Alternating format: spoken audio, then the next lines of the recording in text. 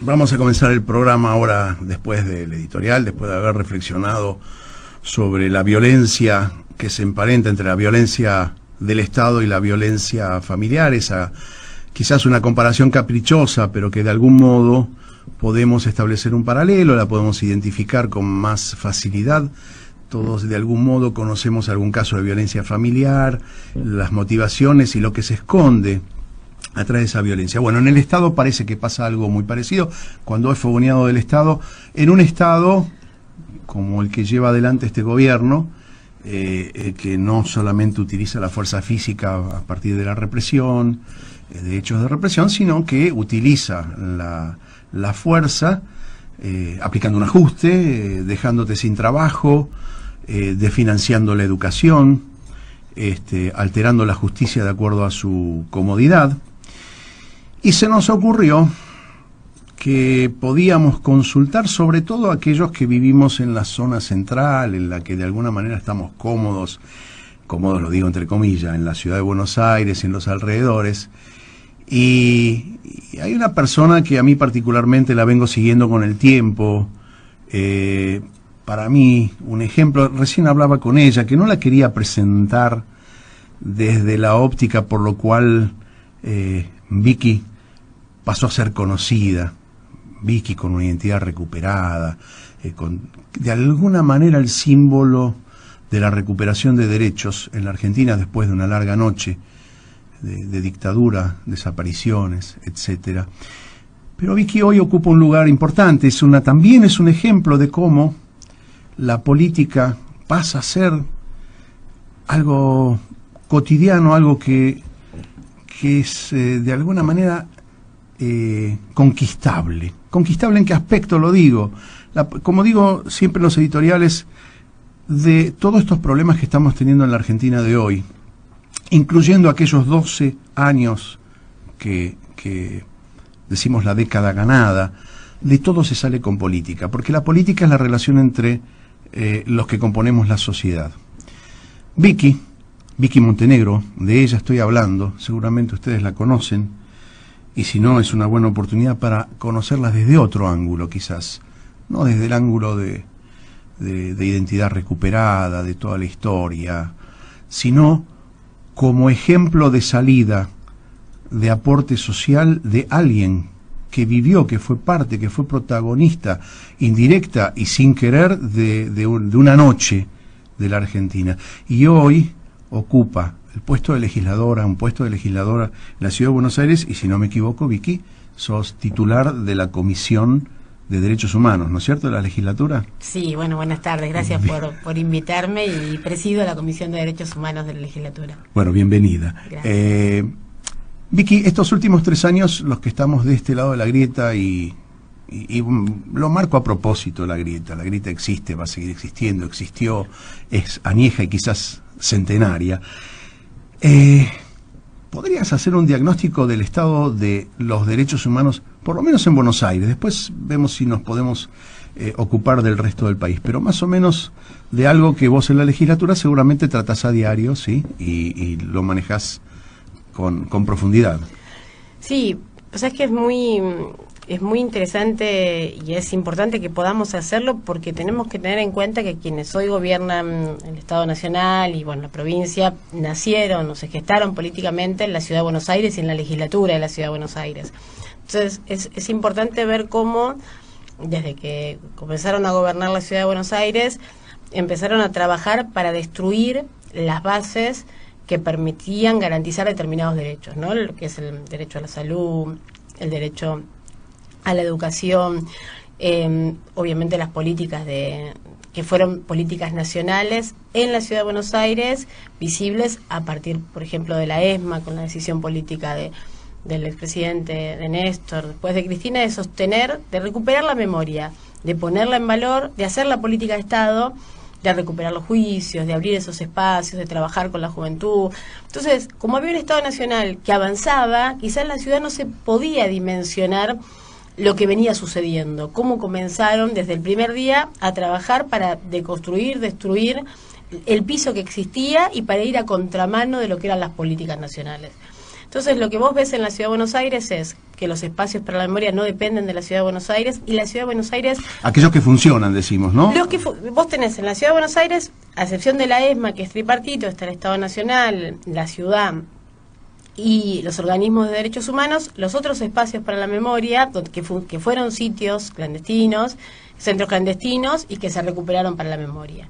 El Club Atlético, Orleti, Olimpo, digo, los espacios donde también transitaron los compañeros, y que el Estado Nacional, a partir de la decisión de Cristina, porque realmente se caían a pedazos, absorbe. Ahí no hay política de Estado, sí el Parque de la Memoria, que es el que la ciudad de alguna manera visibiliza cuando vienen cuando vienen presidentes, pero que no funciona. Hace una puesta en escena cada vez que viene alguien de afuera, ¿no? Es un espacio ganado por los organismos de derechos humanos, previo, por supuesto, a la gestión de Macri, pero que no funcionó como un centro clandestino. El espacio para la memoria es un espacio... Se eligió especialmente para eso. Claro, pero después hablamos de la memoria, bueno, de los derechos humanos en materia de memoria, verdad y justicia. La verdad es que la política de la Ciudad de Buenos Aires está ausente. Si vos ves hoy, justamente estamos estudiando el presupuesto, los programas que deberían acompañar todo el proceso de los querellantes, de las víctimas,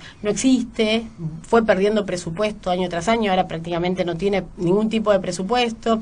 Las políticas que acompañaban a las víctimas de trata, por ejemplo, tampoco tiene presupuesto, y el mayor presupuesto de la Subsecretaría de Derechos Humanos de la Ciudad de Buenos Aires va a un programa que debería, entendemos nosotros, ser de cultura. Buenos Aires celebra tal cosa, Buenos Aires celebra lo otro, Buenos Aires celebra...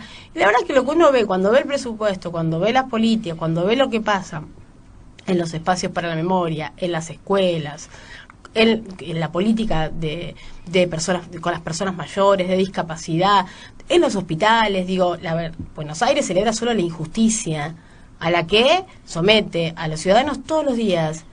Entonces es interesante ver, estudiarlo, digamos, y también lo que nos pasa, y es un ejercicio bastante difícil, ¿no? Porque hay un nivel de cinismo que es obsceno.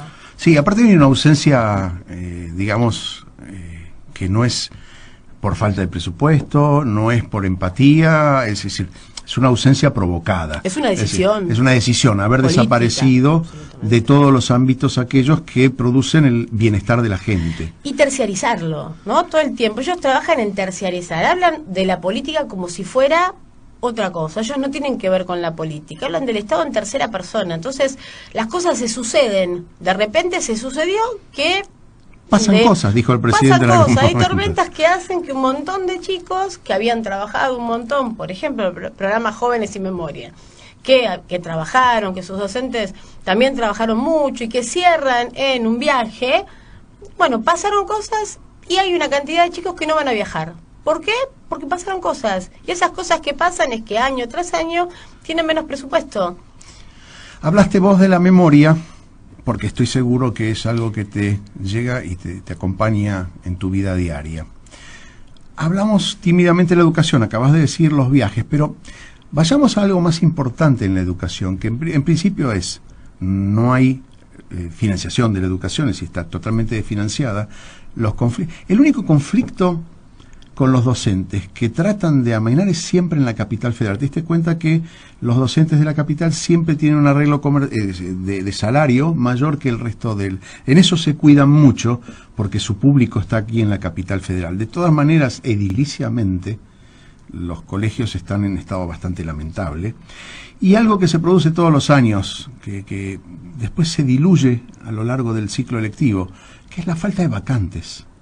Lo que hace que una gran cantidad de alumnos que no tienen posibilidad de entrar a una escuela municipal, digamos, estatal, se vuelque en principio a los confesionales, que son lo más barato, lo más cercano, lo cual también es una orientación política determinada, porque los colegios confesionales no carecen de política, inclusive el adoctrinamiento en contra de aquellas cosas que pensamos que son parte de la evolución, como la legalización del aborto, y en fin, un montón de conquistas que de a poco estamos llegando de alguna manera a arrebatarles. Digo arrebatarles porque en este momento está difícil la cuestión, pero digo, bueno, esa es una política educativamente, incluyendo las currículas de los colegios. Yo no sé si ustedes analizaron en la Comisión de Derechos Humanos, si es tarea de ustedes o hay una comisión de educación específica, pero los contenidos digamos, de las currículas educativas también se han devaluado. Es decir, pasan por una superficialidad, por no llamar a la reflexión del alumno. Es decir, se ha convertido eso también en un negocio de editoriales, es todo un conjunto que la educación, que es un derecho, también nos la están arrebatando, ¿no? Sí, bueno, esto es parte de su proyecto. Nosotros creo que durante mucho tiempo fuimos bastante ingenuos, si se quiere, porque realmente pensábamos que hacían mal las cosas. Entonces no se dan cuenta hasta que nos dimos cuenta que sí se daban cuenta, y que hacia ahí iban.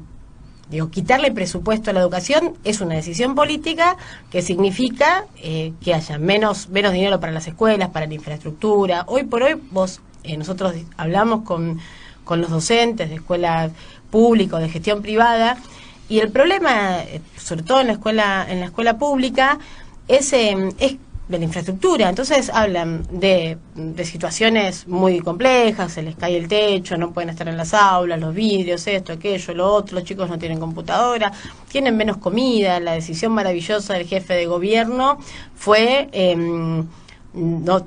estamos esperando que nos respondan los pedidos de informe, porque supuestamente hay una cantidad enorme de chicos con obesidad. No estaría sucediendo, pero tenemos, ya vuelvo a esto, ¿no? Pero el principal problema que tenemos con quienes nos gobiernan hoy a nivel nacional en la ciudad, que tienen un enorme conflicto de identidad. Entonces viajan a determinada ciudad e importan. Se maravillan de tal tema en tal ciudad y lo importan, de otro tema en otra ciudad y lo importan. Entonces decir, bueno, está perfecto en esa ciudad, ¿qué pasa en nuestra ciudad? ¿Qué nos pasa a los porteños? Si hay un problema, si en Estados Unidos la obesidad de los niños, adolescentes, es un tema, no es un tema para la ciudad de Buenos Aires, no es un tema para nuestros chicos. La maravillosa idea fue quitarles el pan. Entonces vos vas y hablas con los docentes, y esto que es fundamental, es decir, bueno, repasemos la currícula, qué pasa con la paritaria docente, poder discutir, poner en valor el salario de los trabajadores, no está, porque hoy estamos, no sé, el 80% del tiempo tratando de resolver algún tema edilicio, tratando de ver el tema de la comida. Nosotros recorrimos hace unos días un jardincito en un barrio en el sur, un jardín container, esto que planteás. No hay vacantes, no es que no hay vacantes y de repente sucedió que... No, ellos sabían y instalaron un sistema que hace que cada vez menos personas puedan acceder. Porque vos sabés que se cae el sistema, que los chicos quedan afuera, que tenés chicos del sur que terminan yendo a Saavedra, a la escuela, que sale más caro. Sí, pero ¿qué? No, ¿cómo? Si sale más caro contratar los micros, todo este movimiento que hay que hacer, ¿no se dan cuenta? Sí se dan cuenta, porque detrás de todo lo que funciona mal hay un enorme negocio que es de ellos. Entonces, en ese negocio ellos se hacen fuertes, mientras logran llevarse puesta la educación, el trabajo de los docentes, los derechos de los chicos y así. Vicky, hay un tema que no tocamos y que vamos a darle pie a alguien que conoce muy en profundidad el tema. Después lo podemos seguir nosotros, ¿sí?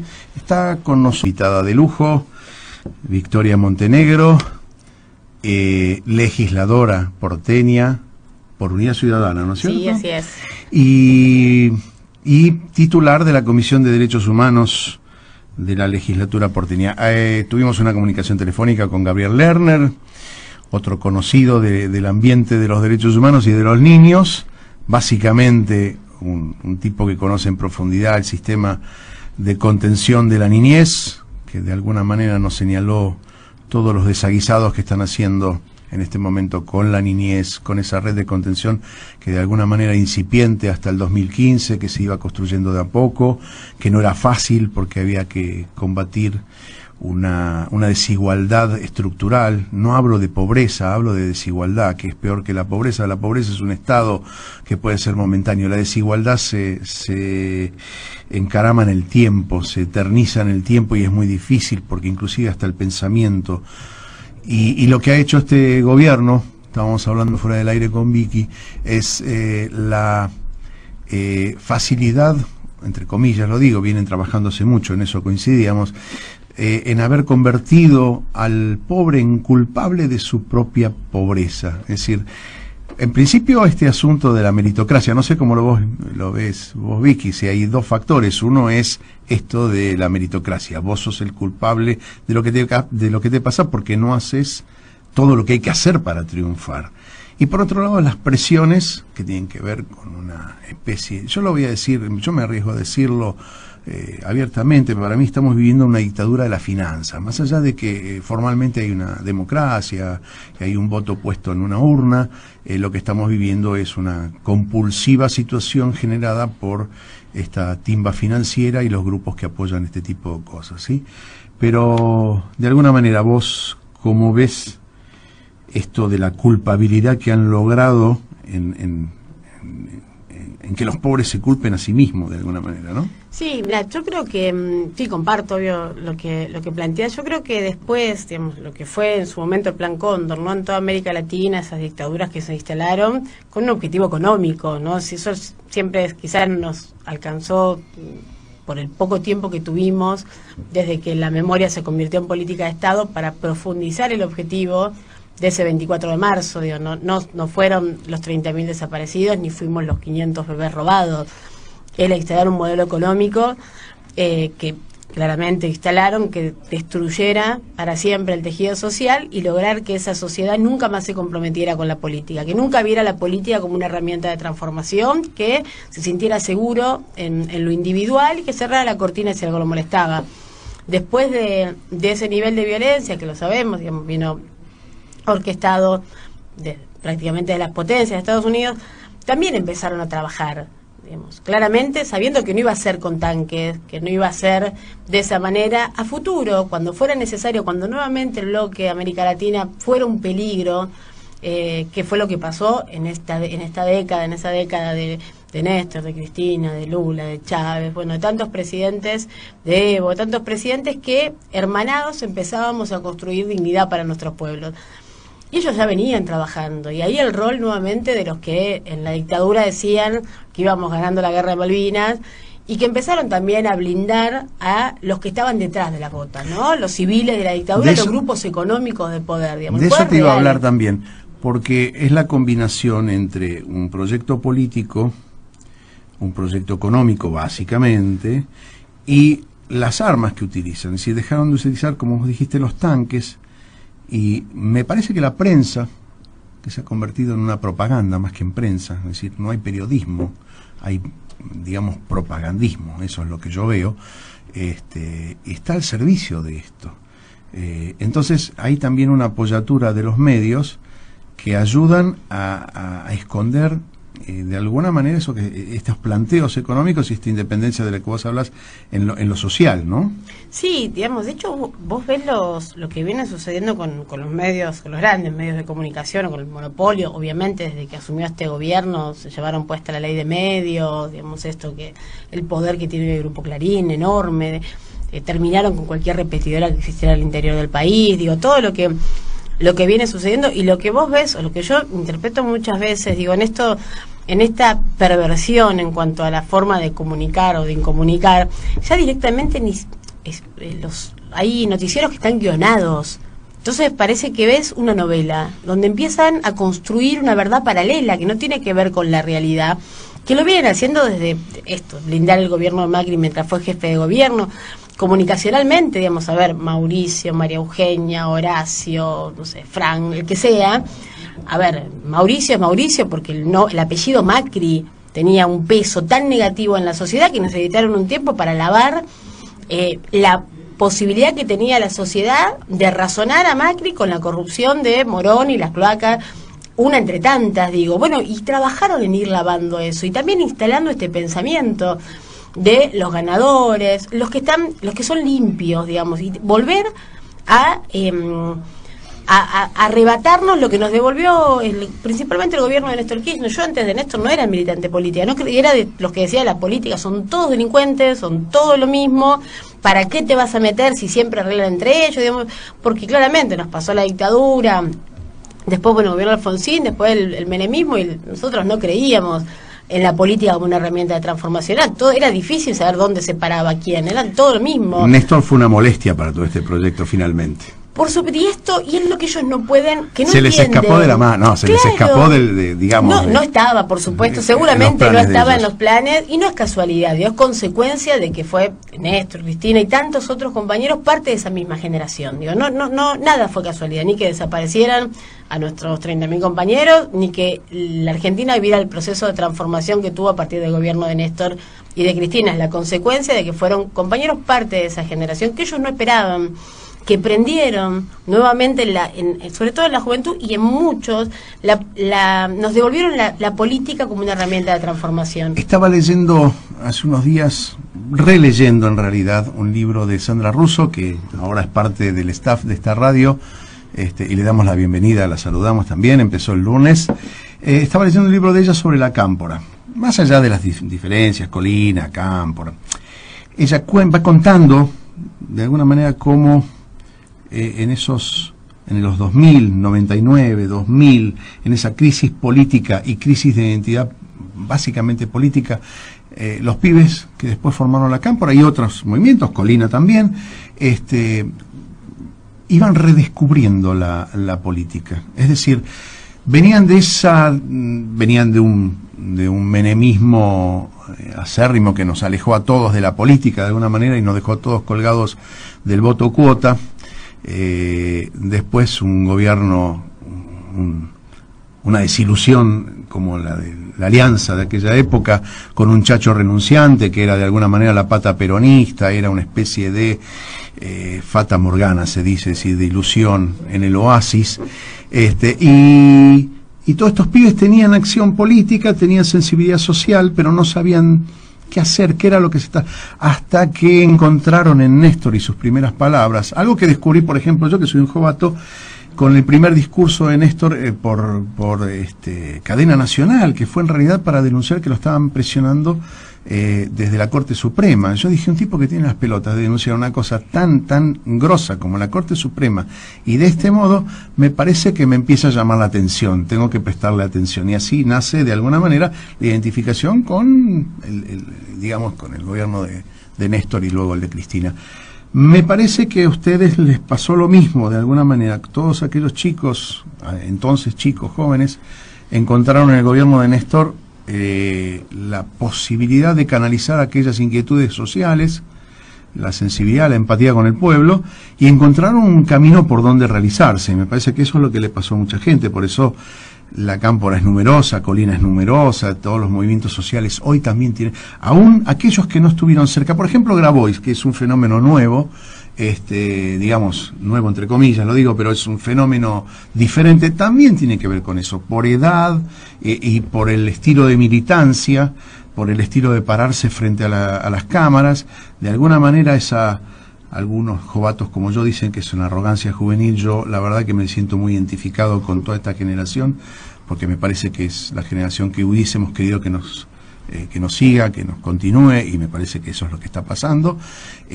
Soy bastante optimista con respecto a lo que va a venir, viéndote a vos, y no lo digo para salamearte porque estás acá, porque estoy viendo ayer Pietragala, Horacio, que sé que son muy amigos, se presentó en la Corte, hizo una denuncia que era difícil de digerir, que hoy tiene una dimensión importante en la prensa.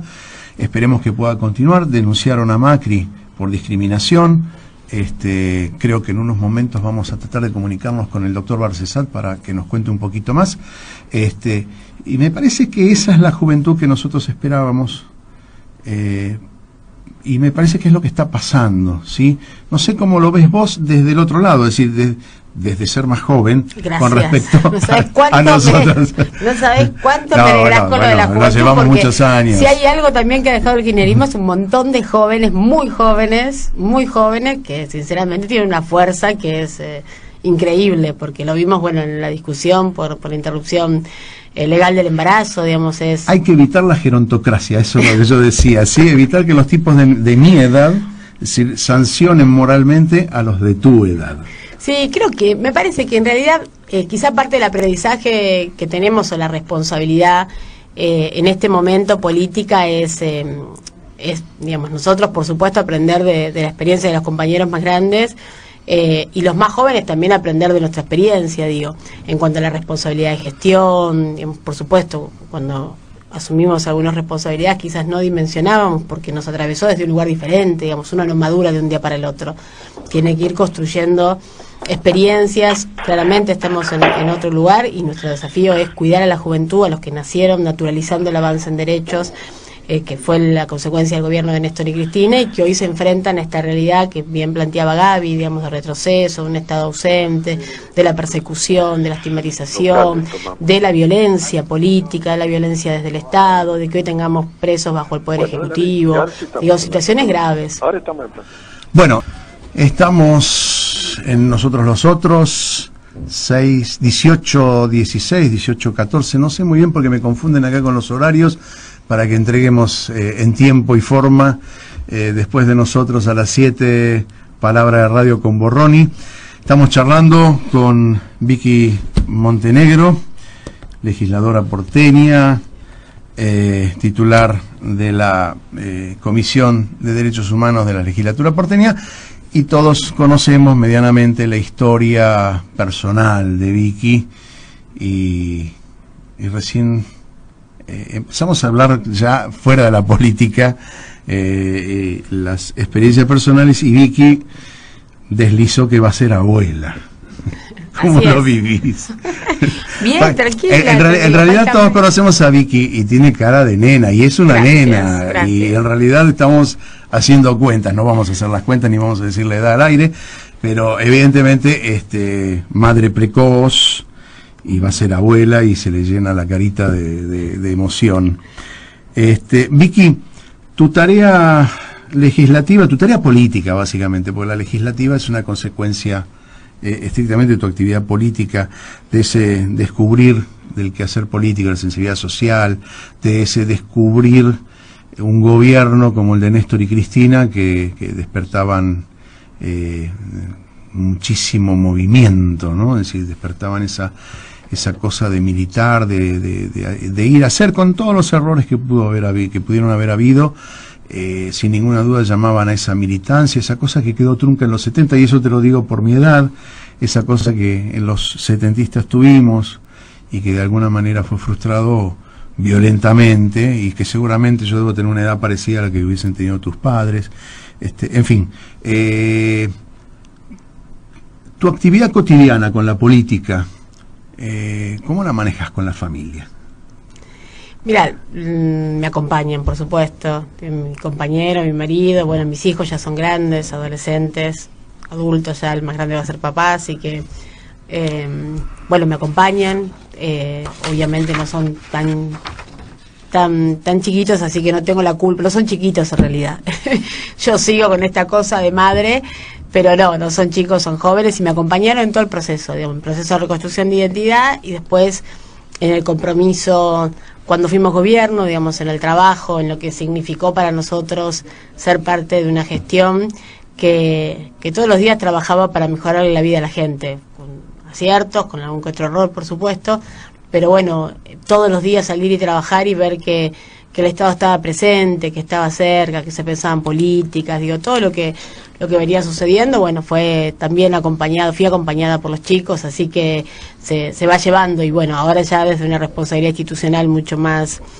fuerte, bueno, estar en la legislatura y hacer de ese lugar un centro de resistencia también a las políticas de la ciudad, ¿no? A ver, te ocupaste de derechos humanos, y no es una casualidad. Sos la presidenta, una mina joven, estás en un ámbito, en principio, bastante dominado por los hombres, aunque en la legislatura porteña hay una presencia femenina bastante importante. Pero digo, estás en un mundo donde la política se jugaba con los hombres y la fuerza era esa. Estás presidiendo una comisión difícil, porque estamos hablando en la ciudad de Buenos Aires, en minoría, porque estamos en minoría, hablando de derechos humanos. ¿Qué son las cosas que trasuntan en el trabajo cotidiano? ¿Con qué cosas te enfrentas? ¿Con qué te tenés que pelear todos los días? Bueno, principalmente esta ciudad, digamos, una de las principales problemáticas que tiene como decisión de la política de Horacio Rodríguez Larreta, pero que va en sintonía con la política de Macri, es la violencia institucional, ¿no? Nosotros tenemos un problema bastante grave en la ciudad de Buenos Aires, invisibilizado absolutamente. Digamos, obviamente hay una realidad nacional que prácticamente se lleva todo el tiempo de la discusión económica, y el impacto en la vida de la gente, eso está y lo sabemos y lo transitamos todos los días, pero después hay algo que quizás no se dimensione, que a nosotros nos preocupa mucho, que es el nivel de violencia y de racismo que está atravesando la política de la ciudad de Buenos Aires. Caso de los senegaleses, que aquí lo tratamos y nos comunicamos con un referente, con Mustafa, un referente de la comunidad. Lo recibimos en la legislatura, en la comisión, estamos ayudándolos a organizar un espacio. El oficialismo se niega absolutamente a que desde la legislatura se convoque una mesa para poder escuchar esas problemáticas. Estamos hablando de personas que vienen a la Argentina con situaciones de muy graves en sus países, vienen a veces, la mayoría solos, dejan a sus seres queridos, una cuestión de humanidad y de respeto de los derechos de las personas que transitan nuestras calles, ¿no? Cuando nos ha tocado con la diputada, con Miriam Bregman, reunirnos con el ministro de Espacio Público, ¿no? Y encontrarnos con funcionarios que están absolutamente convencidos de que son los dueños de la calle como propia, pero no propia de la ciudadanía, no propia de ellos. ¿Quién transita las calles de Buenos Aires? ¿Cuál es el perfil de quienes ellos entienden? ¿Qué es lo que Buenos Aires debería mostrar? Y ahí volvemos a lo que te había dicho antes. Vos te encontrás con gente que tiene un problema de identidad, digamos, de la identidad de nuestra ciudad, de nuestros orígenes, del origen de nuestros barrios, digamos. Si vos los ves y los vas analizando, cómo borraron el símbolo de la ciudad, cómo pusieron, vos decís, Buenos Aires... BA amarillo, pero nosotros teníamos un escudo. Dijiste algo fundamental, un muchacho amigo muy estudioso de estos fenómenos y muy estudioso del fascismo. Porque ¿qué es lo que está pasando? El partido de gobierno, ¿sí? Consideró que era oportuno trasladar su color de identidad partidaria a la ciudad, al Estado. Ha convertido el partido y el Estado en una sola cosa. Eso es propio del fascismo, ¿sí? Pero yo me quería apuntar hacia otro lado, que tenía que ver con la educación policial. A ver si ustedes tienen algún tipo de injerencia dentro de la Comisión de Derechos Humanos con respecto a esta impronta que está teniendo la policía de la ciudad, rebautizada como Policía de la Ciudad, con respecto a la educación. Yo recuerdo que una de las cosas más impactantes de la seguridad en el gobierno de Néstor fue, digo más impactante desde el punto de vista público, ¿no? Fue cuando Néstor ordenó que no se fuera a las manifestaciones, la policía no podía ir a las manifestaciones con armas. Eso fue un adelanto, es decir, una visión de servicio a la comunidad y no de represión a la comunidad, ¿sí? La diferencia sustancial no era solamente no llevar el arma, sino que era mostrarle a la sociedad que se podía construir de otra manera, guardando las formas. La policía estaba para eso, pero no estaba para llevar su arma reglamentaria y reprimir. Y hoy la educación es hace lo que quieras porque te damos todo el apoyo. Pero antes que me conteste, 18:28, seguimos dialogando con Vicky Montenegro.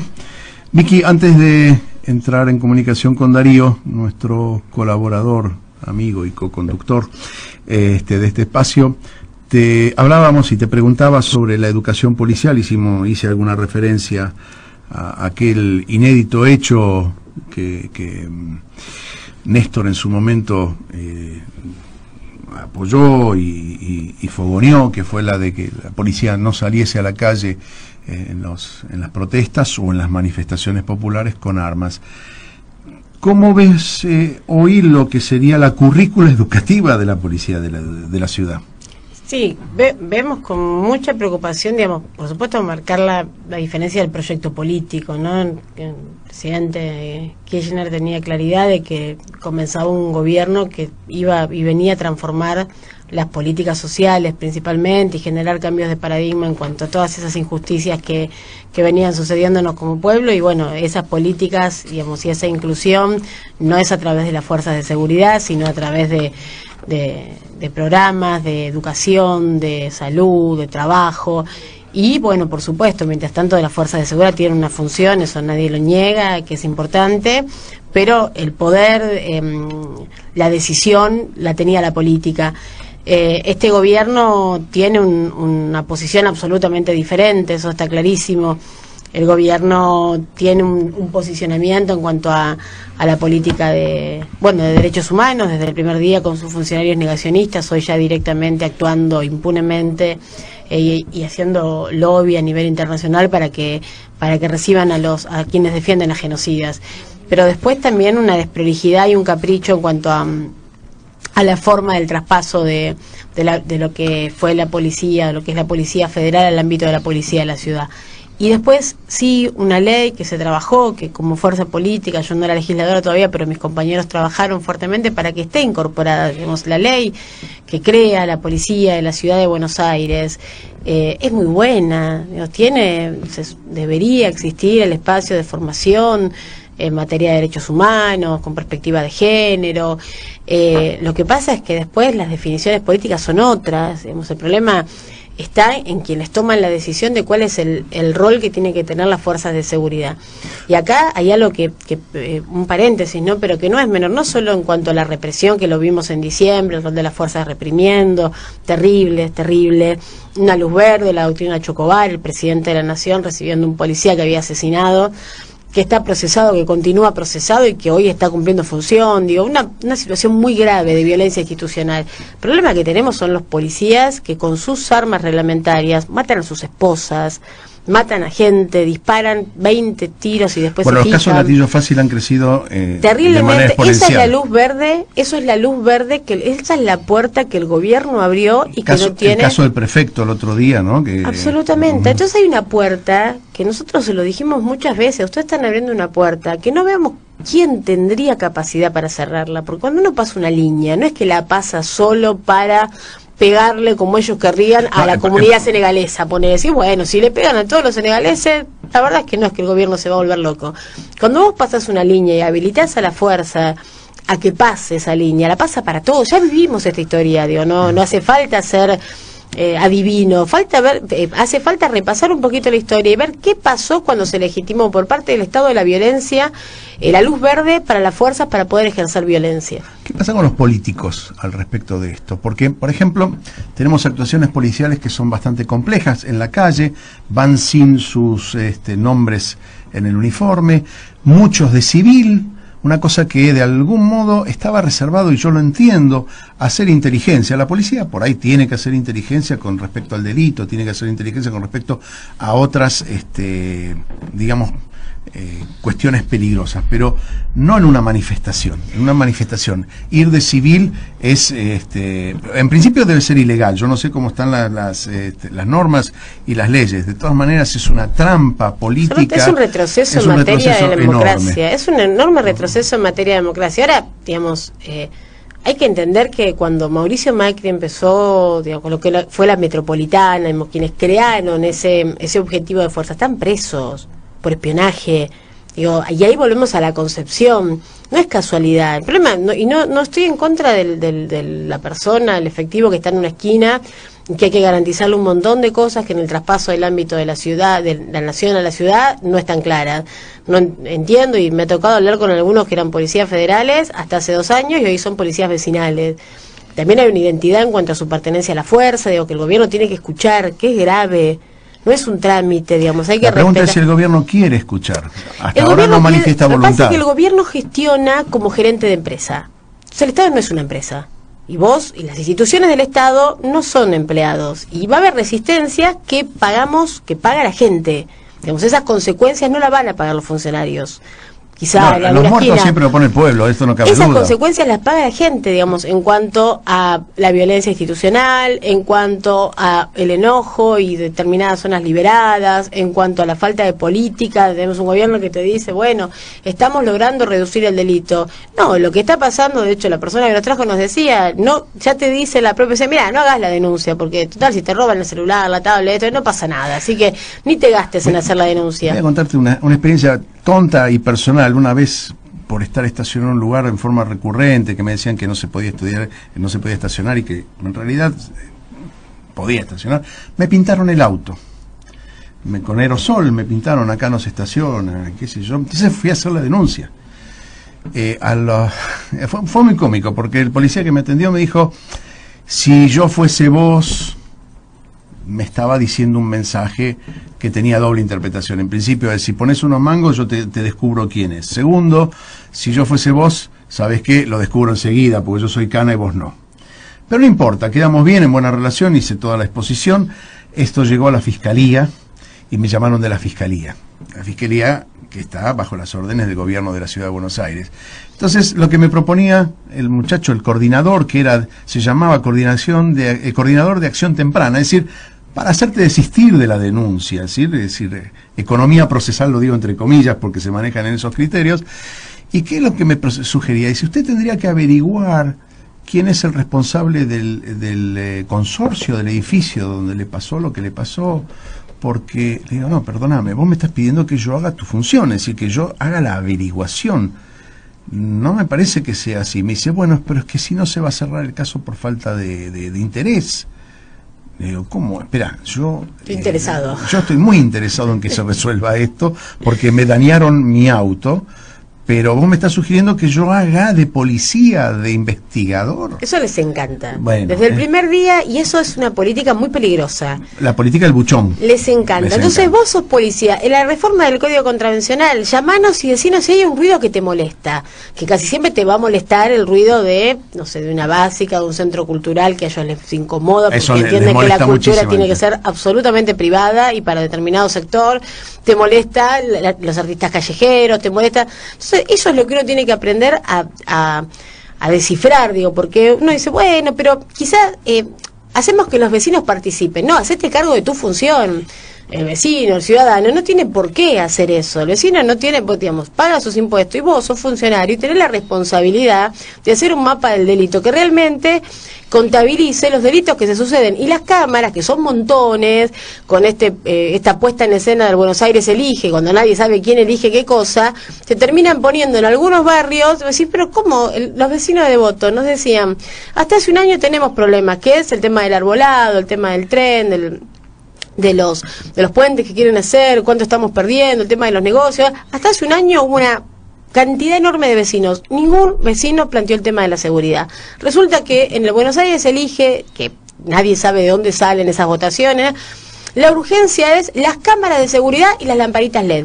Entonces, qué casualidad, y las veredas, de repente. El negocio, y de las veredas te voy a contar algo que seguramente en la legislatura deben tener en cuenta. Vamos a una pequeña pausa musical y seguimos con la charla.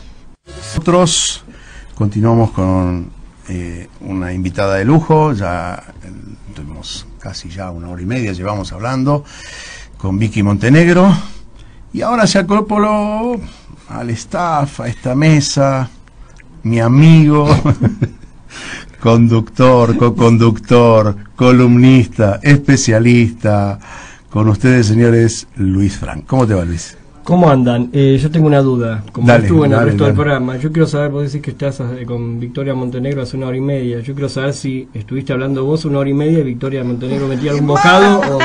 Nos encontramos dos personas que nos gusta de alguna manera hablar. Hablamos bastante. Bueno. Bueno, ¿qué tenemos hoy, Luisito? Que no tenemos. Bien, ahí está la música, eso preanuncia. Yo no escucho mi cortina porque no tengo los auriculares. No tenés auriculares, yo la estoy escuchando la cortina. Está bien. Bueno, supongo que habrán estado hablando de los calzones y la pizza, ¿no? No precisamente, estuvimos hablando de derechos humanos, hablamos del tema, hablamos con el doctor Barcesat. ¿Del tema? Sobre el tema de la denuncia que presentaron ayer el doctor Rosansky, el doctor Barcesat, Jorge Elbaum del Llamamiento Argentino Judío y Horacio Pietragala, también diputado de la Nación y también que se ocupa y es miembro de la Comisión de Derechos Humanos de la Cámara de Diputados de la Nación. Los 4 presentaron una denuncia a raíz de ese tuit maldito, envenenado del presidente de la Nación, que en realidad a todos los que nos oponemos a él nos condena al aislamiento, ¿sí? En una mostrada vocación democrática del presidente. Sí, ese tuit que mencionas, a esto me quiero referir hoy, es parte de una secuencia, de una secuencia que empieza en el 2015, pero no la vamos a hacer tan larga, vamos a acotarla un poco. Yo hago el recorte acá, en el 2013, 2 años antes de que gane las elecciones Cambiemos. O sea, encarnado en la figura de Macri, pues Cambiemos encarnado en la figura de Macri. De eso también hablamos, quien porque se vota una figura, no es que se vota habitualmente una figura, pero que se apunta desde esto que quiero hablar hoy, los mecanismos de identificación, a que se vote una figura, ¿sí? O sea, que los mecanismos de identificación, bueno, yo los pienso en el cine, ¿no? Pero lo puedo hacer extensivo acá, claramente aplicable, generan amores y odios, ¿sí? Entonces a veces te puedes manejar con la segunda solamente. No hace falta que vos ames al candidato en cuestión o a quien quieras que el odio puede contenerte también. Entonces, el 2013, 2 años antes, las declaraciones de Durán Barba para la revista Noticias, donde decía que Hitler era un tipo... macanudo. Espectacular esa palabra, pero bueno, estaba por ahí. ¿Qué pasa? O sea, ¿qué es lo llamativo? Lo primero que podría llamar la atención, o a mí que podría haber sido un no avisado en esto, ningún costo político.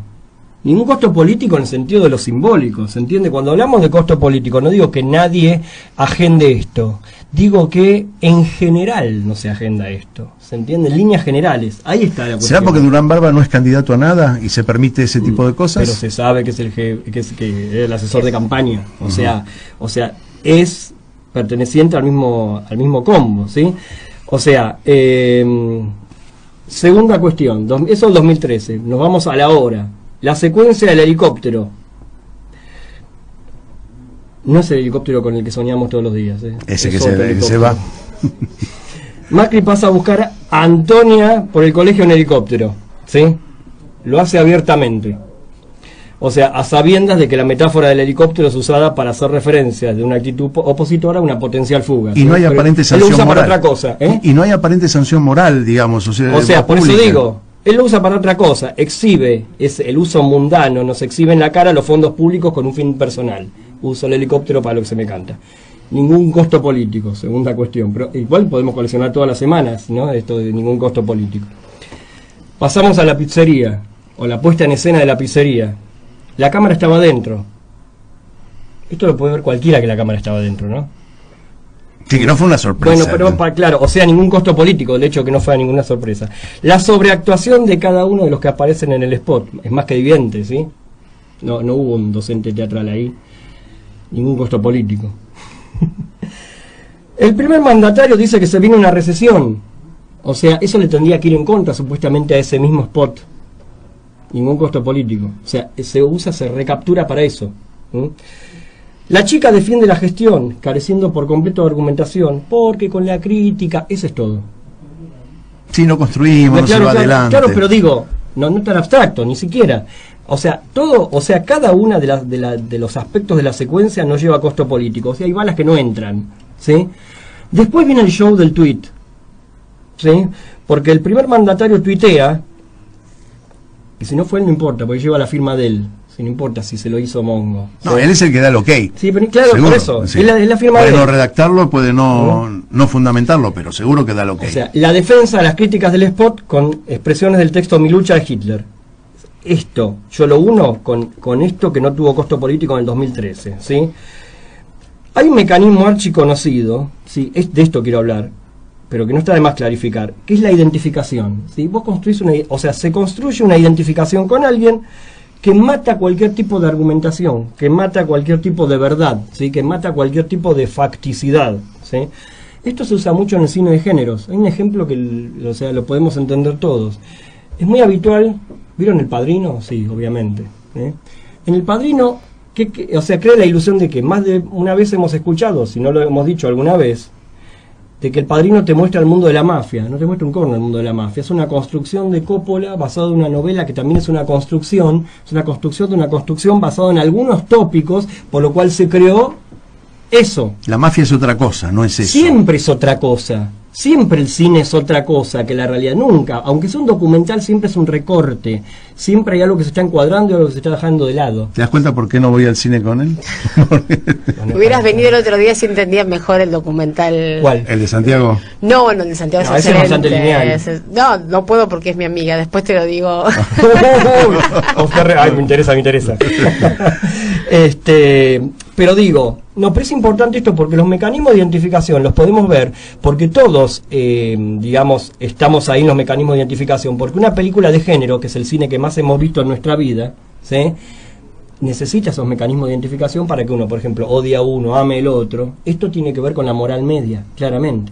Entonces esos mecanismos de identificación se usan para toda esta secuencia en donde el resultado de los mecanismos de identificación es que no vale ninguna verdad ni ningún tipo de argumentación. O sea, se usa un recurso que es cinematográfico. Bueno, es cinematográfico, es anterior, viene de los griegos, porque ya Aristóteles hablaba de la cuestión en la poética, ¿se entiende? Entonces, hay algo acá que no se está destrabando.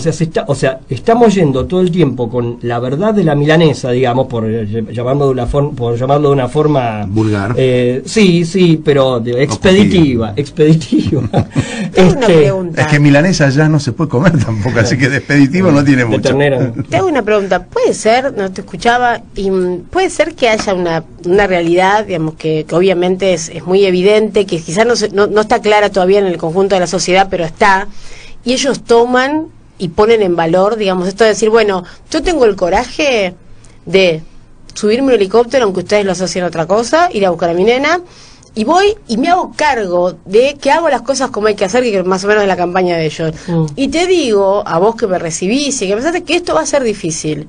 Entonces toman algo que es evidente, que ya no se puede ocultar, digamos, que es la crisis, que es la recesión, y hasta entre comillas, lo ponen en valor. Y la consecuencia la paga el fulano que queda ahí, no le importa, digo, porque esos tienen esta lógica de que todo es descarte. Te des el lujo de estar 10 minutos conmigo, bancate la que vengas, problema tuyo, si después te fundís, no me importa. Es la parte por el todo lo que decís, lo que mencionás. Es eso. Es tomar la parte. Tomás un aspecto y lo totalizás. Es eso. O sea, siempre se construye, o sea, se necesita eso como parte del mecanismo. Luis, te hago una pregunta. En lo que nosotros hacemos de política, no lo que hace el que está del otro lado de la grieta, lo grafico así para... Se supone que somos los buenos acá. Se supone que somos los buenos. Yo no tengo ningún complejo al respecto. Y si tengo que decir que soy bueno, porque considero que hago bien las cosas, eso lo digo yo. Lo que pienso en términos que pueden tener empatía con el otro. Ahora, nosotros también tenemos algunos hitos comunicacionales interesantes, que es lo que hablábamos antes con vos. El día que yo escuché a Néstor Kirchner, ¿sí?, diciendo, me están apretando con la Corte Suprema, lo dijo en cadena nacional, fue la primera cadena nacional, creo que a los 2 meses de haber asumido, sí, que fue lo que me hizo a mí, y yo le decía a Vicky, que dije, si un tipo tiene las pelotas para hacer eso, tengo que prestarle atención a este tipo, ¿sí? Y fue lo que fue. Y hubo otros hitos, por ejemplo, no salir con armas, lo vuelvo a repetir, lo charlamos antes, como parte de la instrucción a la fuerza de seguridad, de no salir con armas a las manifestaciones, ya sean de descontento o sean de alegría, ¿sí? Pero no salir con armas. Eso también son hitos comunicacionales. Ahora, eso sí tienen contenido. No están vacíos del contenido que este tipo muestra, que parece propagandas. A ver, la metodología es diferente. A ver, explícame ahí. No, el concepto, o sea, Corte Suprema, por más que uno diga Corte Suprema y ya sepa qué es, con respecto a otras mostraciones primarias, como pasar a buscar a la hija en helicóptero, es algo muy abstracto. ¿Se entiende? Se necesita una mediatización mayor para eso, ¿sí? Ya es un laburo mayor. Entonces, este mecanismo publicitario apuesta a la inmediatez. Es estrictamente publicitario. Es eso. Es decir, que se muere rápido. Es efectista, por demás, ¿entiende? Corte Suprema, no digo todo el mundo, no tiene que ver con subestimar a nadie, pero más de uno tiene que hacer un esfuerzo de abstracción para pensar en términos de para Corte Suprema, entonces esto se hila con la justicia, ¿se entiende? Sí. O sea, necesitas necesita, o sea, para todo esto que estamos diciendo, o sea, acá lo importante, vos decís, textos de mi lucha de Hitler esbozados acá, que no, son frases, ¿sí? Acá lo pregnante fue que alguien contestó una agresión. O sea, él vino a contestar una supuesta agresión a estos chicos que se habían puesto ese emprendimiento. Vino defensa de. ¿Se entiende? O sea, es más primaria la cosa. O sea, el mecanismo publicitario es eso, del efecto, ¿sí? Se busca el efecto. O sea, el principal objetivo de la publicidad es vender, ¿sí? El cómo, O sea, que comuniques, o sea, depende del producto que sea, ¿no? Seguramente ese producto es malo, no puede perdurar en el tiempo. Hay diferentes tipos de públicos y diferentes tipos de formas de comunicar. Entonces acá se está apelando a una comunicación de índole primaria, de índole básica, de lo más básico, ¿sí? Y eso es lo que más efecto tiene en términos generales, ¿sí? Hablamos, si tengo que usar un término que se usa mucho en cine, de gran público. Serían los pochoclos en la esquina de la campaña. Son los pochoclos. Es el Son pochoclo. los pochoclos, pero le falta azúcar. Claro. Vicky, ¿qué proyectos importantes están desarrollando, están pensando, están planificando en la Comisión de Derechos Humanos? A mí me parece que no escucho, no lo digo por vos, lo digo en general, no escucho lo que está pasando, quizá porque ellos tengan mayoría, ¿no? Sí, perdón. Ellos traten de acallar todo lo que sucede en la ciudad. Sí, Larreta además particularmente tiene un blindaje más fuerte todavía que el del presidente. Sí, yo creo que ha sabido comprar estratégicamente los medios de tal manera que queda, aún en los medios más afines a nosotros, y lo digo abiertamente. Sí, es muy hablar de Macri, de Vidal, pero hablar de Larreta en algunos medios que son, digamos, medios vecinales y que tienen consecuencias que nosotros sabemos que no están buenas. Digo, también uno tiene ese tema, ¿no? Que es difícil. Nosotros venimos trabajando en la Comisión de Derechos Humanos. Bueno, en principio presentamos un proyecto para que la Ciudad de Buenos Aires entregue un subsidio al equipo argentino de antropología forense. La ciudad no lo otorga el Estado Nacional. El LEAF, de paso les cuento, quien no lo sabe, es quien se encarga de identificar a los desaparecidos de la dictadura, a nuestros soldados de Malvinas, y últimamente también está trabajando en identificar a personas víctimas de femicidio. Es un trabajo increíble el que lleva adelante el LEAF. El equipo de antropología forense. El equipo argentino de antropología forense tuvo que mudarse a la casa de abuelas en la ex-ESMA porque no pueden costear el alquiler. Ellos tienen el resguardo de los restos de desaparecidos que todavía no están identificados.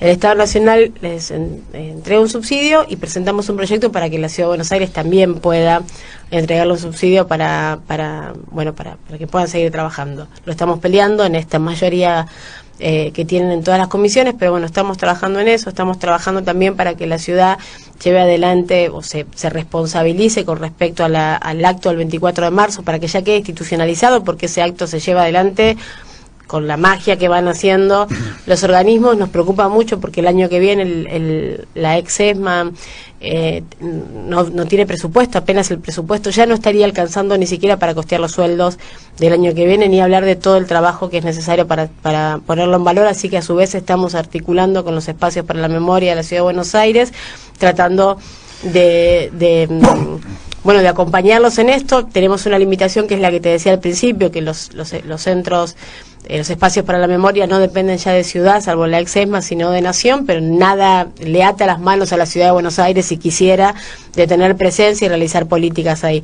Y también estamos haciendo un trabajo que nos preocupa mucho, que es podernos saber, y tenemos relativamente poco tiempo como para desmenuzar lo que es el presupuesto, dónde está la decisión política, qué pasa con los derechos humanos en la Ciudad de Buenos Aires en un sentido más amplio, qué pasa con las personas mayores, qué pasa con las personas con discapacidad, qué pasa con la educación, qué pasa con la salud, qué pasa con la salud de los trabajadores de la Ciudad de Buenos Aires, y con un trabajo con las secretarías de derechos humanos de los gremios para poder ir generando esto. Bueno, nuestra responsabilidad como legisladores en todos los que integramos la Comisión de Derechos Humanos de todos los bloques, para recorrer los espacios para la memoria.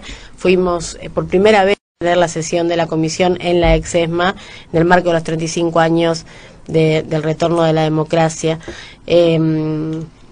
Estoy haciendo memoria, ¿no? Muchos estamos trabajando con la diputada Miriam Bregman también, que preside la Comisión de Violencia Institucional, acompañando, tratando de hacer este mapa de los casos de violencia institucional principalmente con la comunidad senegalesa, pero hay muchísimos casos de violencia institucional a partir de la luz verde que el Ejecutivo le dio a las fuerzas contra los jóvenes, contra los estudiantes, esto de entrar armados a las escuelas, de tareas de inteligencia, digamos, con la comunidad educativa, de violencia institucional en los barrios. Algunos trascienden, muy pocos trascienden, en realidad la mayoría no trasciende, la mayoría de las personas no sabe cómo hacer la denuncia. Digo, entonces poder... ¿La zona sur es la más dañada de la ciudad? Sí, por supuesto, lejos. Ahí, mira... bueno, yo sé que vos trabajas en Lugano. Yo vivo, digamos, conozco de tenemos una amiga en común que sé que trabaja contigo en la zona sur, en la zona de Lugano. Sí, no, bueno, ahí lo que vos ves, digamos, esta ciudad, ¿no? La más rica de la Argentina, digamos, si vos decís, bueno, ¿qué es lo que pasa con los derechos en la ciudad de Buenos Aires? Sí, bueno, tenés índices de tuberculosis comparables con las zonas más dramáticas de Salta. Tenés sarampión, tenés autóctono, tenés dengue autóctono, tenés índices de embarazo adolescente que no paran de subir, tenés deserción escolar en el sur de la capital que va en crecimiento. Así, bueno, a ver, todo esto es consecuencia de que no se dan cuenta, sí se dan cuenta, y apuntan a que cada vez la brecha sea más grande, y uno, digo, esto, poder unir, entender que todo tiene que ver con todo, porque parece que por un lado van los derechos humanos, las personas mayores, la salud, te hablan de, bueno, Buenos Aires es de las hermosas ciudades del mundo que todo el tiempo van modificándose, entonces es necesario que reformemos el código urbanístico, sí, por supuesto, ahora es necesario que tengamos un montón de departamentos de 21 metros cuadrados. No, es necesario que todas las plazas sean secas. No. El blindaje mediático, ¿no? Y aparte, lo que los mueve, digamos, ¿dónde ponen el corazón? El corazón de ellos, ¿por qué late? Por la plata. Entonces, si a vos el corazón solo te late por la plata, claramente no vamos a estar nunca de acuerdo. Las plazas secas venden como puesta en valor. Exactamente. Absolutamente, y te ponen los metros, como si vos pudieras, cuando contabilizan el espacio verde, los jardines colgantes. Entonces yo no puedo caminar por un jardín colgante. Claro. Es bonito, no voy a decir que no es vistoso, no. Ahora, lo que están haciendo, que estamos teniendo varias reuniones porque además integro la Comisión de Ambiente, con personas muy comprometidas con el medio ambiente y bueno, que trabajan en protección de los árboles. Lo que está haciendo esta ciudad desde que asumió Macri es terrible. Pero es terrible, podan los árboles en cualquier época del año. Yo decía, ¿pero por qué hacen esto? Bueno, porque detrás hay un enorme negocio en cuanto a quién hace la poda, quién los recoge. Entonces, pero por cada uno dice, bueno, plantamos próximamente, no sé si lo viste, ahora el jefe de gobierno avisa con un cartelito de cartón que próximamente va a haber un árbol. Y sacan esos árboles, y lo que nos explicaba el otro día una de las especialistas, por cada uno de esos árboles deberían de mínima plantar entre 10 y 20 árboles. No es que vos quitas un árbol y plantás un árbol y no pasa nada. Entonces, tenemos comunas de la ciudad que deberíamos tener, si no me equivoco, 15 metros cuadrados de mínima, de espacio verde por habitante, y hay algunas que no tenemos ni un 1%. Claro, no, pero termina siempre el mismo objetivo, o sea, el negocio de la construcción para arriba, el velatorio de la propiedad horizontal, ¿sí? Es eso. Sí, señores, estamos llegando al final, tenemos un minuto para vos, Vicky, pero te voy a pedir que hagas pequeño resumen de lo que vos ves políticamente, no ya de tu función del campo nacional y popular. Te doy un minuto para que digas qué es lo que tenemos que hacer de aquí al 19. Bueno, trabajar mucho, no detenernos en cosas chiquitas, digamos, tener un objetivo que es muy claro, que es que hay que recuperar urgentemente la Argentina para el pueblo. Cada vez que nos quieran distraer, pensar en todos los que están sufriendo todos los días, no tenemos margen de error. Felicitarnos también porque no dejamos un solo día de militar, muchísimos de nosotros. Felicitarnos porque no caímos en la violencia como a ellos les gustaría. Y bueno, y estar juntos, que es necesario no perder la esperanza, alimentarnos de lo que creemos que es la política que sirve para transformar la vida, saber que esto es un momento muy terrible de nuestra democracia, pero que nosotros sabemos, hemos salido de situaciones peores, así que también vamos a saber salir de esta. Como decimos en nuestros editoriales, esto se resuelve con política, con mucha política y con más política.